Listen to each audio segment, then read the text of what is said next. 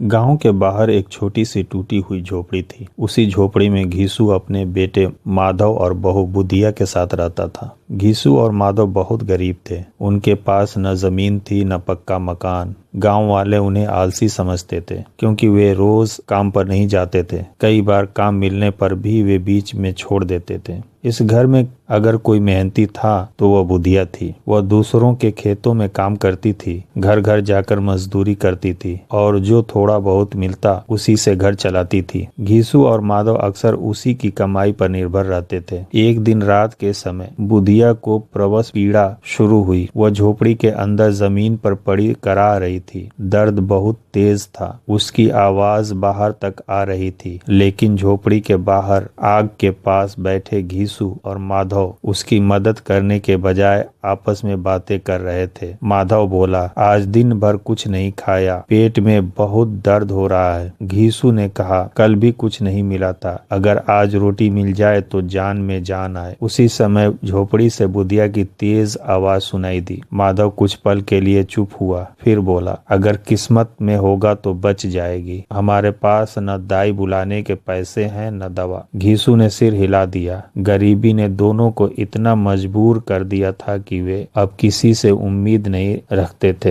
रात बीतती गई। बुधिया की आवाज धीरे धीरे कम होती गई। कुछ देर बाद झोपड़ी में बिल्कुल सन्नाटा छा गया। माधव अंदर गया। उसने अंधेरे में बुधिया को हिलाया, लेकिन वह नहीं हिली। उसकी सांसें रुक चुकी थी। बुधिया मर चुकी थी। माधव बाहर आया और धीमी आवाज में बोला, बाप, बुधिया नहीं रही। घीसू ने आग की ओर देखा। उसने न रोया न चिल्लाया। कुछ देर बाद बोला, अब क्या करेंगे? दोनों जानते थे कि अब सबसे बड़ी समस्या क्या थी। बुधिया के दाह संस्कार के लिए कफन। सुबह गांव में यह बात फैल गई कि बुधिया मर गई है। कुछ लोग झोपड़ी के पास आए। किसी ने कहा, बेचारी बहुत मेहनती थी। किसी ने कहा, किस्मत ही खराब थी। लेकिन बातों से कुछ नहीं होने वाला था। कफन के लिए पैसे चाहिए थे। घीसू और माधव गांव के अमीर लोगों के पास गए। वे हाथ जोड़कर पैसे मांगने लगे। एक बोला, तुम लोग काम नहीं करते इसलिए हमेशा भूखे रहते हो। दूसरा बोला,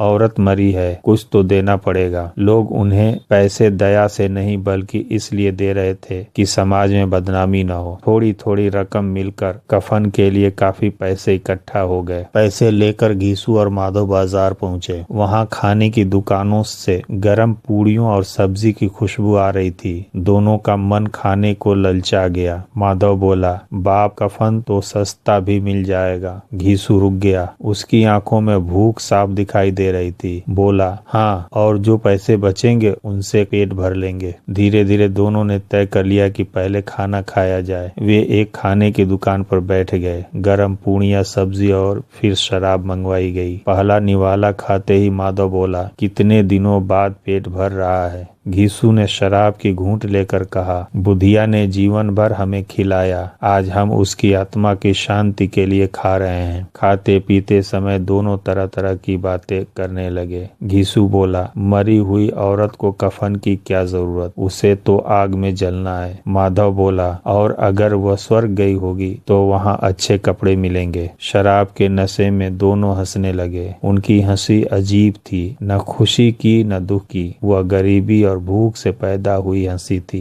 रात हो गई। दोनों वहीं नशे में सो गए। दूसरी ओर झोपड़ी में बुधिया का शव बिना कफन के पड़ा रहा। सुबह कुछ लोग आए। जब उन्हें पता चला कि कफन नहीं खरीदा गया तो उन्होंने घीसू और माधव की निंदा की। कोई बोला, कितने निर्दयी हैं। लेकिन किसी ने यह नहीं सोचा कि अगर बुधिया के जीवित रहते उसे मदद मिली होती तो शायद यह हालत न होती। यह कहानी हमें बताती है कि बहुत ज्यादा गरीबी इंसान से उसकी संवेदना और सोचने समझने की शक्ति छीन लेती है। घीसू और माधव बुरे इसलिए नहीं थे बल्कि इसलिए ऐसे बन गए थे क्योंकि समाज ने उन्हें कभी इंसान की तरह जीने का मौका ही नहीं दिया।